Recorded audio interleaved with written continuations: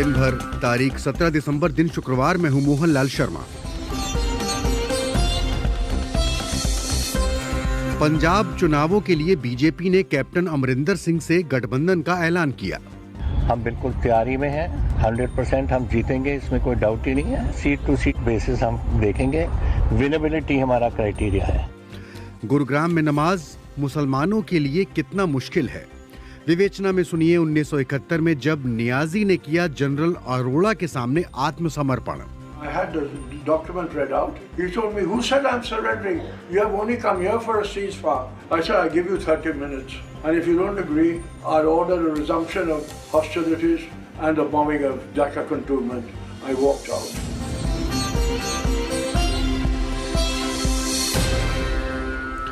शाम के 7:30 बज चुके हैं और आप सुनना शुरू कर चुके हैं बीबीसी हिंदी सेवा का डिजिटल कार्यक्रम दिन भर। स्वागत, अभिनंदन। फेसबुक और यूट्यूब पर सुन रहे समस्त श्रोताओं का पहले मुख्य समाचार। फ्रांस की रक्षा मंत्री फ्लोरेंस पार्ली ने कहा है कि भारत को अगर जरूरत पड़ी तो फ्रांस उसे और रफाल विमान दे सकता है। उन्होंने ये भी कहा कि दो रणनीतिक साझेदारों द्वारा एक ही लड़ाकू विमान का उपयोग करना बड़ी बात है। फ्रांस की रक्षा मंत्री का ये बयान भारत फ्रांस सहयोग के मसले पर शुक्रवार को अनंता सेंटर द्वारा आयोजित एक कार्यक्रम के दौरान आया। वो इन दिनों भारत के दौरे पर हैं। उन्होंने भारत के रक्षा मंत्री राजनाथ सिंह से मुलाकात की। फ्लोरेंस पैरी ने यह भी कहा कि फ्रांस मेक इन इंडिया मुहिम की मदद करने और भारतीय निर्माताओं को अपनी वैश्विक सप्लाई चेन में अच्छे से शामिल करने के लिए तैयार है। इससे पहले फ्रांस के दूतावास ने गुरुवार को बताया था कि कोरोना के बाद भी फ्रांस ने भारत को 33 रफाल जेट तय कार्यक्रम के अनुसार दे दिए हैं। भारत के प्रधानमंत्री नरेंद्र मोदी को भूटान के सर्वोच्च नागरिक सम्मान से सम्मानित किया जाएगा। भूटान के प्रधानमंत्री कार्यालय के फेसबुक पन्ने पर जारी एक बयान में कहा गया है कि महामहिम के संबोधन में भारत के प्रधानमंत्री मोदी को देश के सर्वोच्च नागरिक सम्मान नगा दाल पेल गी खोरल से सम्मानित किए जाने की खबर सुनकर बहुत खुशी है। महामहिम ने अपने संबोधन में बिना किसी शर्त पड़ोसी देश के साथ दोस्ती और विशेष तौर पर महामारी के दौरान मदद के लिए किए गए उनके प्रयासों का उल्लेख किया। जापान के ओसाका शहर में एक इमारत में आग लग जाने से कम 27 लोगों के मारे जाने की आशंका जताई जा रही है।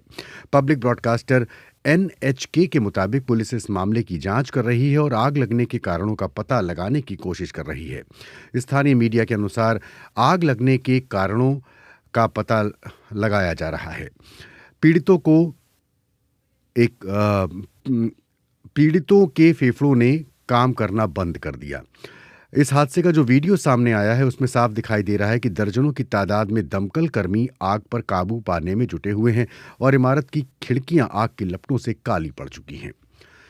भारतीय अधिकारियों ने बताया कि वो पाकिस्तान के रास्ते अफगानिस्तान को और ज्यादा मानवीय मदद भेजने के लिए पाकिस्तान के अधिकारियों के साथ बात कर रहे हैं। भारत के विदेश मंत्रालय ने कहा कि इस मदद में गेहूं और दवाइयां शामिल हैं।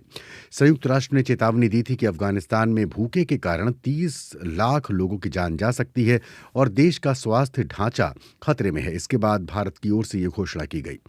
भारत के विदेश मंत्रालय के प्रवक्ता ने कहा कि विदेश मंत्रालय के अधिकारी अफगानिस्तान को पाकिस्तान के रास्ते मदद भेजने के लिए उनके संपर्क में हैं।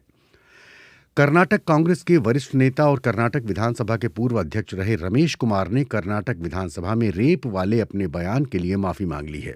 उन्होंने कल विधानसभा में दिए गए अपने बयान के लिए माफी मांगते हुए कहा कि अगर उनके बयान से महिलाओं की भावनाएं आहत हुई हैं तो उन्हें माफी मांगने में कोई दिक्कत नहीं है। स्पीकर कागेरी ने कहा कि उन्होंने अपने कहे के लिए माफी मांग ली है तो अब इसे और तूल न दिया जाए। इसके साथ ही कांग्रेस पार्टी की ओर से भी इस घटना की निंदा की गई है।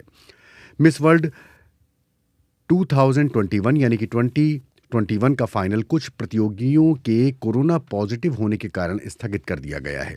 मिस वर्ल्ड 21 का फाइनल पोर्टोरिको में होना है। जो प्रतियोगी कोरोना पॉजिटिव पाई गई हैं उनमें भारत की मिस इंडिया वर्ल्ड मनसा वाराणसी भी हैं। इंस्टाग्राम पर जारी अपने बयान में आयोजकों ने कहा कि कुल 17 प्रतियोगियों और कर्मचारियों के कोरोना पॉजिटिव पाए जाने के कारण ये फैसला लिया गया है।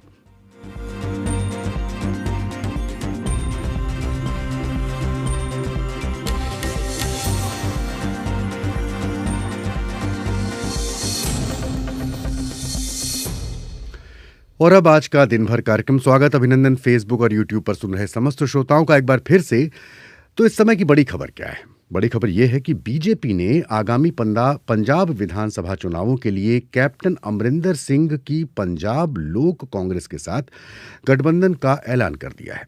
कैप्टन अमरिंदर सिंह ने पंजाब के लिए बीजेपी के प्रभारी और केंद्रीय मंत्री गजेंद्र शेखावत से उनके आवास पर नई दिल्ली में मुलाकात की थी और इस मुलाकात के बाद दोनों ही पार्टियों के बीच गठबंधन की औपचारिक रूप से घोषणा की गई। गजेंद्र शेखावत ने कहा कि वो स्पष्ट कर देना चाहते हैं कि बीजेपी और कैप्टन अमरिंदर सिंह पंजाब विधानसभा का चुनाव मिलकर लड़ेंगे। कैप्टन अमरिंदर सिंह ने उन्होंने जो घोषणा की वो सुनिए क्या थी। काफ़ी दिनों से हमारी बात चल रही थी बीजेपी की लीडरशिप के साथ। आज अब हमारे जो इंचार्ज हैं पंजाब के बीजेपी की तरफ से मिनिस्टर साहब ने आपको बता दिया, हम बिल्कुल तैयारी में हैं। 100% हम जीतेंगे, इसमें कोई डाउट ही नहीं है। क्वेश्चन है, जैसे इन्होंने कहा, हमने सीट टू सीट बेसिस हम देखेंगे। विनेबिलिटी हमारा क्राइटेरिया है और जो विनेबिलिटी है, जहां बीजेपी के कैंडिडेट होंगे पूरी तगड़े तरीके से हमारी पार्टी सपोर्ट करेगी और वो वाइस वर्सा वो हमारे लोगों को सपोर्ट करें। तो कैप्टन अमरिंदर सिंह की आवाज़ आपने सुनी। आइए मैं आपको ले चलता हूं विश्लेषण के लिए अमृतसर में मौजूद वरिष्ठ पत्रकार रविंदर सिंह रॉबिन के पास। रविंदर सिंह जी, बहुत बहुत स्वागत है आपका इस कार्यक्रम में। मैं आपसे ये जानना चाहता हूं कि क्या इस गठबंधन से, जो कि माना जा रहा था कि होगा ही, दोनों की मुराद पूरी हो गई? जी हाँ, जैसे कहावत है कि जो जरूरत इजाद की माँ होती है, तो दोनों को एक दूसरे की जरूरत थी। कैप्टन अमरिंदर सिंह पंजाब में एक नाम है, उनका एक एक्सपीरियंस है। हालांकि उनकी जो नई पार्टी बनाई है पंजाब लोक कांग्रेस, उसे कोई नहीं जानता है। वो एक नई है, नई आइडेंटिटी के साथ आए हैं, लेकिन पार्टी के रूप में उन्हें भारतीय जनता पार्टी मिल गई, जो सेंटर अपनी फुल फोर्स उनके बैक पे लगाएगी और कैप्टन अमरिंदर सिंह अपने एक्सपीरियंस से उस फोर्स को यूज करेंगे पंजाब में। तो एक दूसरे की जरूरत पूरी करने के लिए दोनों इकट्ठे हुए हैं, ऐसा लगता है। रविंदर सिंह जी, ये बताइए रॉबिन साहब कि बीजेपी के साथ पहले अकाली दल हुआ करती थी और बहुत लंबा गठबंधन का इतिहास रहा था। क्या अकाली दल की कमी को बीजेपी पूरी कर पाएगी इस गठबंधन के साथ, नए गठबंधन के साथ? यानी कि कैप्टन को रिप्लेस कैप्टन आ गए हैं अब इमीडिएटली, अब्रप्टली। इसका आंसर तो है नहीं, क्योंकि शिरोमणि अकाली दल को बीजेपी ने पंजाब के लगभग 70% के वोट, जो पंथक वोट जिन्हें कहा जाता है, रूरल बेल्ट के वोट कहा जाता है, वो उस पर डिपेंडेंट थी भारतीय जनता पार्टी। लेकिन अकाली दल अर्बन एरिया में भारतीय जनता पार्टी का फायदा उठाता था।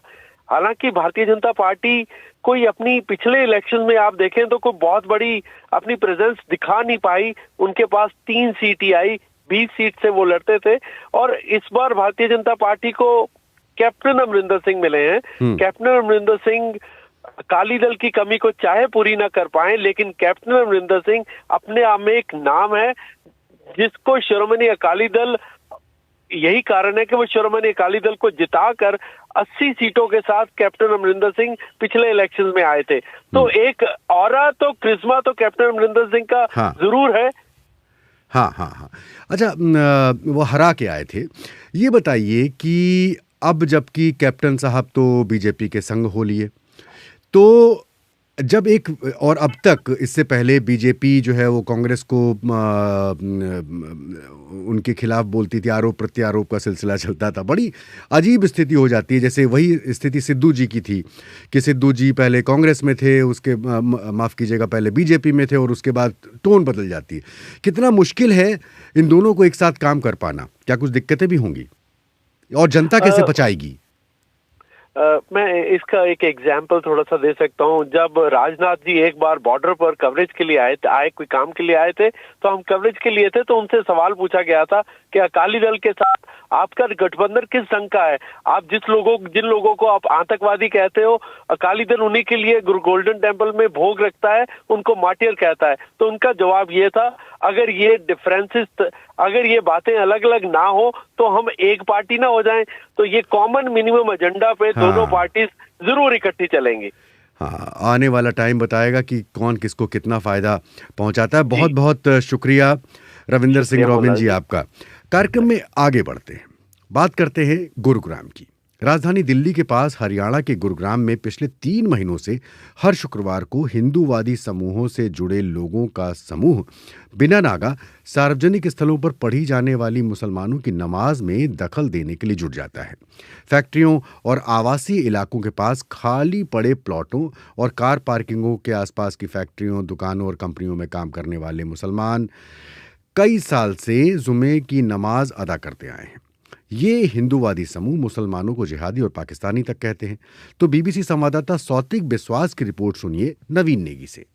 हरियाणा के गुरुग्राम में इन दिनों नमाज पुलिस सुरक्षा में अदा की जा रही है। स्थानीय मुसलमानों के सामुदायिक समूह गुरुग्राम मुस्लिम काउंसिल के सह संस्थापक अल्ताफ अहमद कहते हैं कि हालात बेहद डरावने हैं। हम कभी नहीं चाहते थे कि गुरुग्राम में ऐसा हो। एक अनुमान के मुताबिक यहाँ 5 लाख तक मुसलमान हो सकते हैं। इनमें से अधिकतर मजदूर हैं, कुछ छोटे मोटे काम करते हैं। लेकिन आज का गुरुग्राम नमाज के मुद्दे पर एक धार्मिक रूप से विभाजित शहर नजर आता है। प्रदर्शन कर रहे हिंदू समूहों में से एक के नेता कुलभूषण भारद्वाज कहते हैं, हम नमाज के खिलाफ नहीं हैं, लेकिन खुली जगहों पर नमाज पढ़ना जमीन जिहाद है। वहीं मुसलमान कहते हैं कि ये मुसलमानों पर लगाए जा रहे कई नए आरोपों में से एक है। कहा जा रहा है कि मुसलमान नमाज पढ़ने के नाम पर जमीनों पर कब्जा करने की योजना बना रहे हैं।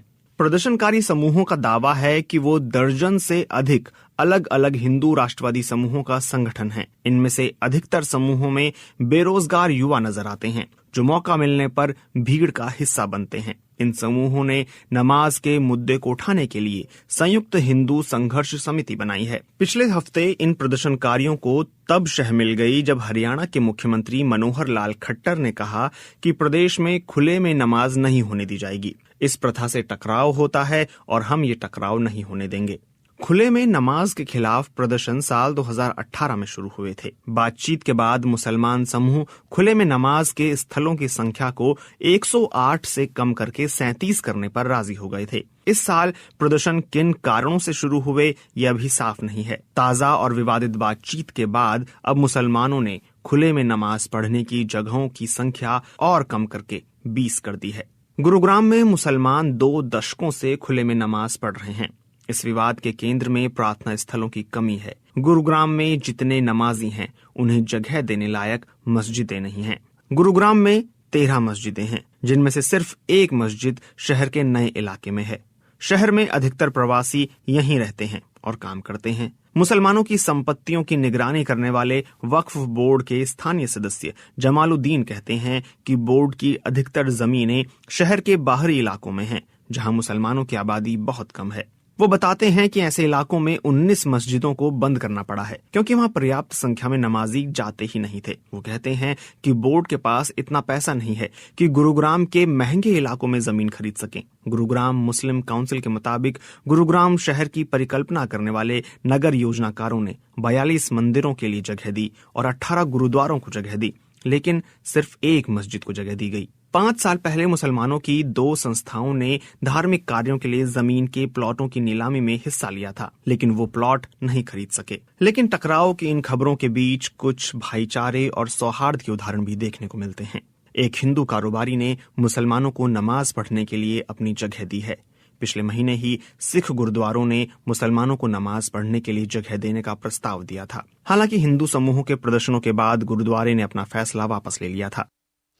गुरुग्राम में नमाज मुसलमानों के लिए मामला कितना मुश्किल है, ये कहानी आप सुन रहे थे। 7 साल पहले 16 दिसंबर को पाकिस्तान के पेशावर आर्मी स्कूल में हुए चरमपंथी हमले में 134 बच्चों की जान गई थी।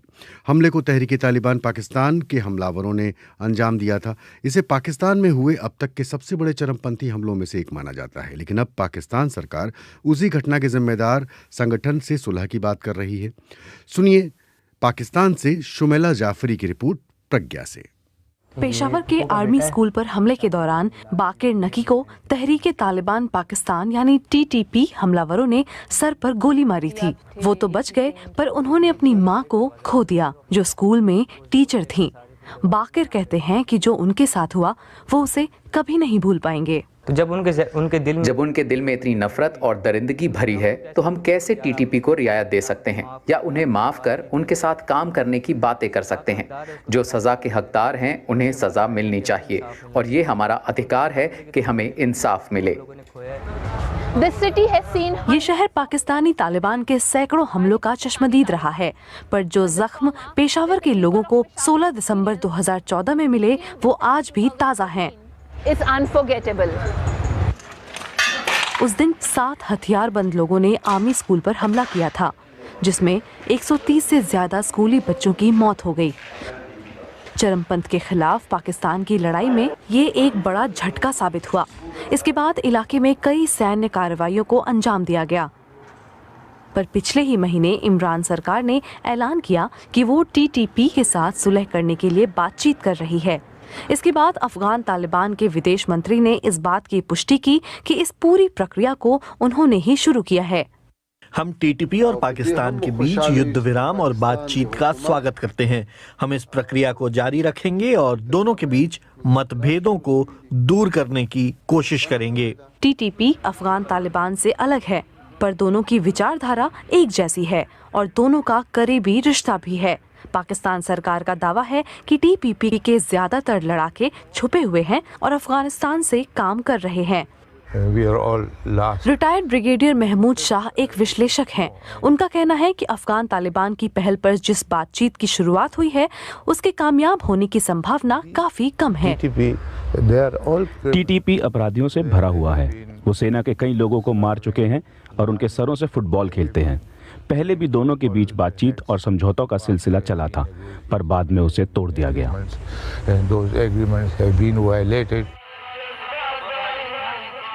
एक महीने से जारी संघर्ष विराम को टीपीपी ने ही तोड़ा और हमले फिर शुरू कर दिए। बातचीत में सबसे बड़ी रुकावट है 100 से ज्यादा टीटीपी के लड़ाकों की रिहाई की मांग, जिनमें कई वरिष्ठ नेता भी शामिल हैं। सरकार का कहना है कि इस बातचीत में उसका पलड़ा भारी है और यहाँ जो आम भावना है वो ये है कि इन चरमपंथियों को कोई भी रियायत न दी जाए। लोगों का मानना है कि इन चरमपंथियों के हाथ हजारों पाकिस्तानियों के खून से रंगे हुए हैं। और अब विवेचना 1971 युद्ध की 12वीं कड़ी में सुनिए कि किस तरह से 16 दिसंबर 1971 को पाकिस्तानी जनरल नियाजी ने भारतीय जनरल जगजीत सिंह अरोड़ा के सामने हथियार डाले। रेहान फजल से सुनिए ये विशेष अंक। 15 दिसंबर 1971 तक बांग्लादेश की लड़ाई अपने क्लाइमैक्स तक पहुंच चुकी थी। 15 और 16 दिसंबर की आधी रात तक 2 पैरा के जवान ढाका के दरवाजे पर दस्तक दे रहे थे। 16 की सुबह तक रह रहकर दोनों तरफ से फायरिंग और गोलाबारी हो रही थी। उसी समय जीओसी 101 इलाके के मेजर जनरल गंधर्व नागरा वहां पहुंच गए। अपनी मौत से कुछ समय पहले उन्होंने मुझे बताया था, मैंने ढाका के बाहर मीरपुर ब्रिज पर अपनी जोंगा के बोनट पर अपने स्टाफ ऑफिसर के नोट पैड पर पूर्वी पाकिस्तान के प्रमुख जनरल नियाजी के लिए एक नोट लिखा। My dear Abdullah, I am here. The game is up. I suggest you give yourself up to me and I'll look after you. उस समय निर्भय शर्मा भी 2 पैरा में कैप्टन के पद पर काम कर रहे थे। बाद में लेफ्टिनेंट जनरल के पद से रिटायर हुए और मिजोरम और अरुणाचल प्रदेश के राज्यपाल रहे निर्भय शर्मा याद करते हैं। मेजर जनरल गंधर्व नागरा वहां अपने हेलीकॉप्टर से उतरे और उन्होंने कहा कि वो एक मैसेज देना चाहेंगे, भेजना चाहेंगे उनके पास कि वो सरेंडर कर दें। तो हमारे कमांडिंग ऑफिसर ने मुझसे कहा कि आप ये मैसेज लेके जाइए, और मेरे साथ जनरल नागरा के एडीसी कैप्टन हितेश मेहता भी थे। तो जैसे ही मीरपुर ब्रिज हमने क्रॉस किया तो हमारे ऊपर फायर आया, क्योंकि हमें बाद में पता लगा कि उस वक्त पाकिस्तान की फौज को नीचे तक नहीं पता लगा था कि सरेंडर एक्सेप्ट हो गया है। मैंने जीप रोकी, मैं एकदम उतर गया और उतरने के बाद मैंने जोर से चिल्लाया कि तुम्हें पता नहीं है कि ये सीज फायर हो गया है और हमने तुमको घेर लिया है। तो मैंने कहा आप अपने किसी ऑफिसर को बुलाइए, नहीं आप सब बर्बाद हो जाएंगे। उसी दौरान एक कैप्टन आ गए, तो मैंने जब उनको बताया तो हालत थोड़ी ठीक हुई और हम लोग गैरिजन में पहुंचे। तो हमने वो गैरिजन कमांडर को कहा कि ये चिट्ठी हमारे पास है और ये जनरल नियाजी को भेजनी है। कोई 1 घंटे के वेट करने के बाद वहां पर मेजर जनरल जमशेद आए, जो कि ढाका गैरिजन के जीओसी थे, और उन्होंने कहा कि मैं जनरल नियाजी साहब की तरफ से आया हूँ। मैंने उनको अपनी जीप में बैठाया और मीरपुर ब्रिज क्रॉस करके जहाँ जनरल नागरा थे वहाँ हम पहुंचे और जनरल जमशेद ने जनरल नागरा को अपनी पिस्टल दी और सरेंडर किया और फिर हम लोग we made a triumphant entry into Dhaka. General Nagra ने उस क्षण को याद करते हुए मुझे बताया था। मैं जनरल जमशेद की गाड़ी में बैठ के उसका झंडा उतारा, अपना डिविजनल फ्लैग लगा के 2 माउंटेन ड्यू का मैं फिर ड्राइव करके न्याजी के हेडक्वार्टर में ढाका गया। जनरल न्याजी ने मेरे को बहुत तपाक के साथ रिसीव किया। उधर 16 दिसंबर की ही सुबह 9:15 बजे जनरल जैकब को जनरल मानेक शॉ का संदेश मिला कि वो आत्मसमर्पण की तैयारी के लिए तुरंत ढाका पहुंचे। जनरल जैकब अपनी आत्मकथा an Odyssey and war and peace में लिखते हैं। जब मैं जनरल अरोड़ा के पास गया तो वहां उनके दफ्तर के सामने मैंने उनकी पत्नी भंती अरोड़ा को पाया। उन्होंने मुझे बताया कि वो भी ढाका जा रही हैं क्योंकि उनकी जगह उनके पति के साथ है। जब मैं जनरल अरोड़ा से मिला तो मैंने उनसे पूछा कि क्या आप अपनी पत्नी को साथ ले जा रहे हैं। जब उन्होंने कहा हाँ, तो मैंने कहा कि उन्हें वहां ले जाना जोखिम भरा काम होगा। इस पर उन्होंने जवाब दिया कि उनकी सुरक्षा की जिम्मेदारी मेरी है।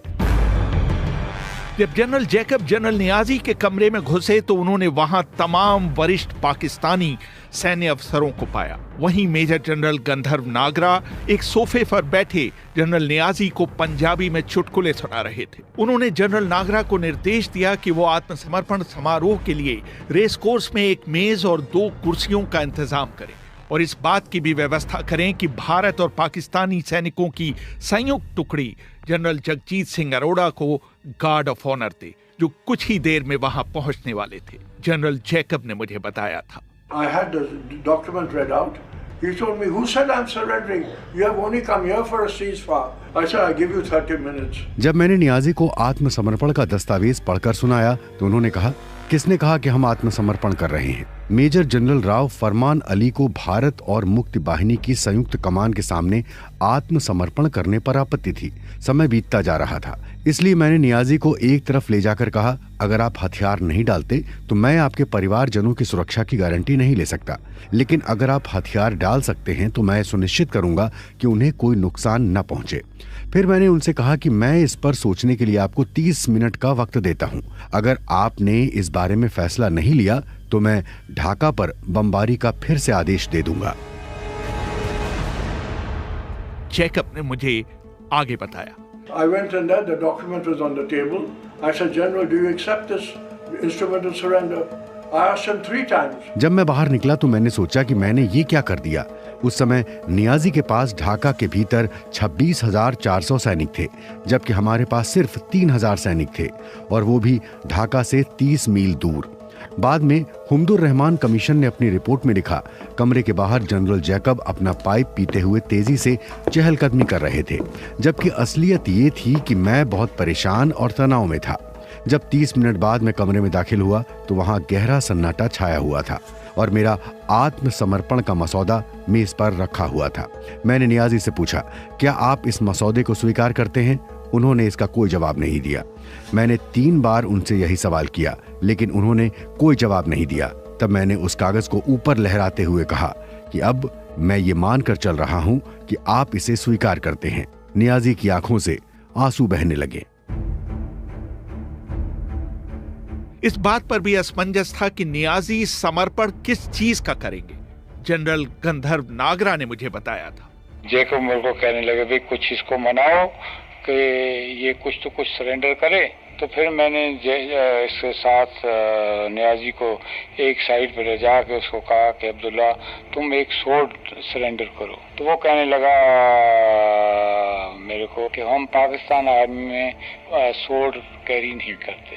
तो मैंने कहा फिर क्या सरेंडर करोगे? तुम्हारे पास तो कुछ भी नहीं है, तुम फिर पेटी तुम्हारी उतारनी पड़ेगी या टोपी उतारनी पड़ेगी। तो वो ठीक नहीं लगता, इसलिए मैंने फिर उसको सजेस्ट किया कि तुम ऐसे करो, एक पिस्टल लगाओ और पिस्टल उतार के सरेंडर कर देना। इसके बाद सब लोग खाने के लिए मेस की तरफ बढ़े। ऑब्जर्वर अखबार के संवाददाता गाविन यंग बाहर खड़े हुए थे। उन्होंने जैकब से अनुरोध किया कि क्या वो भी खाना खा सकते हैं। जैकब ने उन्हें अंदर बुला लिया। वहां पर करीने से टेबल लगी हुई थी, कांटे, छुरी और पूरे तामझाम के साथ। जैकब का कुछ भी खाने का मन नहीं हुआ। वो कमरे के एक कोने में अपने एडीसी के साथ खड़े हो गए। बाद में गाविन ने अपने अखबार के लिए 2 पन्ने का एक लेख लिखा, सरेंडर लंच। 4 बजे नियाजी और जैकब जनरल अरोड़ा को लेने ढाका हवाई अड्डे पहुंचे। अरोड़ा अपने दल बल के साथ 5 MI-4 और 4 एल्यूट हेलीकॉप्टर से ढाका हवाई अड्डे पर उतरे। रेसकोर्स मैदान पर पहले अरोड़ा ने गार्ड ऑफ ऑनर का निरीक्षण किया। बाद में लेफ्टिनेंट जनरल हिम्मत सिंह, जो कि उस समय लेफ्टिनेंट कर्नल थे, ने एक इंटरव्यू में कहा, पाकिस्तानी टुकड़ी का नेतृत्व जनरल नियाजी के ADC ने किया। पाकिस्तानी टुकड़ी अपनी बेहतरीन वर्दी में थी। उनकी तुलना में भारत के 2 पैरा और 4 गार्ड्स के जवान मैली कुचैली वर्दी में थके हुए से लग रहे थे। दरअसल 4 गार्ड्स के जवानों ने भारतीय सीमा से ढाका तक का 100 किलोमीटर का रास्ता बिना नहाए धोए और कपड़े बदले तय किया था। पाकिस्तानी सैनिकों ने इस लड़ाई में अपने कपड़े गंदे करना गवारा नहीं किया था, जबकि भारतीय सैनिकों ने लड़ाई के दौरान ये परवाह नहीं की थी कि वो दिख कैसे रहे हैं। अरोड़ा और नियाजी एक मेज के सामने बैठे और दोनों ने आत्मसमर्पण के दस्तावेजों की 5 प्रतियों पर हस्ताक्षर किए। नियाजी थोड़े परेशान हुए क्योंकि उनके पास कलम नहीं था। जनरल अरोड़ा की बगल में खड़े एक भारतीय अफसर ने उन्हें अपना पेन दिया। Vice admiral N. कृष्णन अपनी आत्मकथा अ सेलर्स स्टोरी में लिखते हैं, नियाजी ने पहले दस्तखत किए, उसके बाद अरोड़ा ने। पता नहीं क्या सोचकर नियाजी ने अपना पूरा नाम नहीं लिखा, सिर्फ A.A.K. निया ही लिखा। मैंने इस बारे में जनरल अरोड़ा को बताया। उन्होंने फिर नियाजी से बात की। इसके बाद नियाजी ने फिर अपना पूरा नाम लिखा। नियाजी ने अपनी वर्दी पर लगे बिल्ले हटाए और अपनी .38 रिवॉल्वर निकालकर अरोड़ा को सौंप दी। उन्होंने अधीनता स्वीकार करने की मुद्रा में अपने माथे को जनरल अरोड़ा के माथे से लगाया। उस समय उनकी आंखों से आंसू बह रहे थे। पूरा समारोह सिर्फ 15 मिनट में समाप्त हो गया।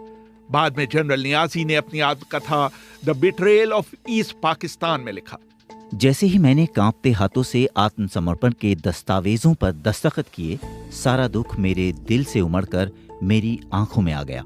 समारोह से पहले एक फ्रेंच पत्रकार ने मुझसे पूछा, टाइगर, आप कैसा महसूस कर रहे हैं? मैंने जवाब दिया, डिप्रेस्ड। पास ही में खड़े जनरल अरोड़ा ने कहा कि इनको बहुत कठिन परिस्थितियों में लगभग असंभव काम करने के लिए दिया गया था।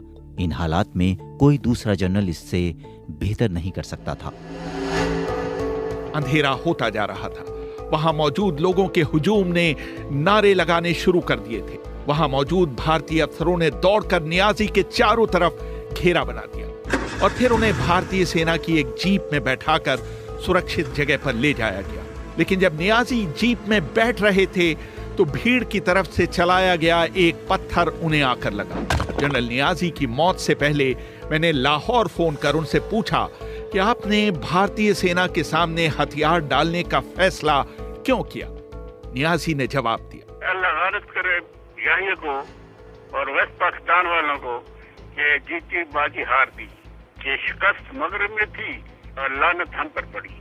मैं जब लड़ रहा था, मैंने 13 तारीख को हुक्म दिया, आखिरी गोली आखिरी आदमी। आखिरी गोली आखिरी आदमी फौज के लिए मौत का वारंट होता है। इससे पहले लड़ाई की तारीख में ऐसे हुक्म नहीं मिले। रामल ने हुक्म दिया था अफ्रीका कोर को, लेकिन पूरी कोर ने हुक्म नहीं माना था। लेकिन हमारी सारी फौज ने हुक्म माना था और सबने कफन बांध ली थी और लड़ने के लिए तैयार थे। मगरबी पाकिस्तान वालों को ख्याल हुआ कि ये तो लड़ाई लंबी होगी और मशरक़ी पाकिस्तान से छुटकारा चाहते थे ताकि मगरबी पाकिस्तान में हुकूमत कर सकें। तो 13 तारीख को मुझे हुक्म दिया कि स्टॉप फाइटिंग एंड सरेंडर। तो फिर मेरे पास गवर्नर मालिक आया कि भाई क्यों बेवकूफ़ी कर रहे हो, मगरबी पाकिस्तान जा रहा है तो मगरबी पाकिस्तान को क्या करो। तो मगरबी पाकिस्तान को बचाने के लिए हमें मशरक़ी पाकिस्तान देना पड़ा। जब नियाजी अपनी पिस्टल जगजीत सिंह अरोड़ा के हवाले कर रहे थे, प्रधानमंत्री इंदिरा गांधी संसद भवन के अपने दफ्तर में स्वीडिश टेलीविजन को एक इंटरव्यू दे रही थी। तभी उनकी मेज पर रखे लाल टेलीफोन की घंटी बजी। रिसीवर पर उन्होंने सिर्फ 4 शब्द कहे, यस यस और थैंक यू। दूसरे छोर पर जनरल मानिक शाह उन्हें बांग्लादेश में पाकिस्तानी सेना के हथियार डालने की खबर दे रहे थे। इंदिरा गांधी ने टेलीविजन प्रोड्यूसर से माफी मांगी और तेज कदमों से चलती हुई लोकसभा की तरफ बढ़ी। अभूतपूर्व शोर शराबे के बीच उन्होंने ऐलान किया कि ढाका अब स्वतंत्र देश की स्वतंत्र राजधानी है। बाकी का उनका वक्तव्य तालियों की गड़गड़ाहट और नारेबाजी के बीच डूब कर रह गया। Mr. Speaker, sir, I have an announcement to make, for which I think the House is has been waiting for some time. The West Pakistan forces have unconditionally surrendered.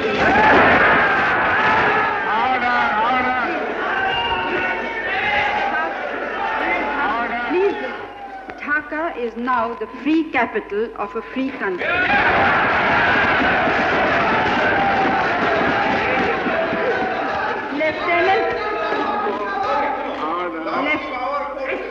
Lieutenant General Jagjit Singh Arora, General Officer in GOC in command of the Indian and Bangladesh forces in the eastern sector. Oops, I'm so sorry. May I going to read this again?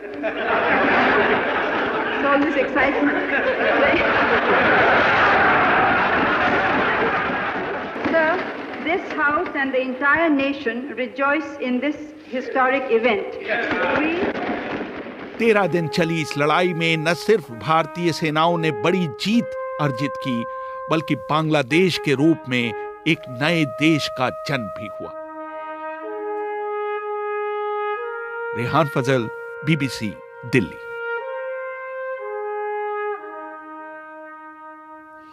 तो विवेचना के इस अंक के साथ ही दिन भर का ये अंक भी यहीं संपन्न होता है। आज आपके संदेश नहीं ले पाए, लेकिन कल आपसे BBC इंडिया बोल में मुलाकात होगी। मोहनलाल शर्मा को राजेश चौहान के साथ विदा दें। नमस्कार।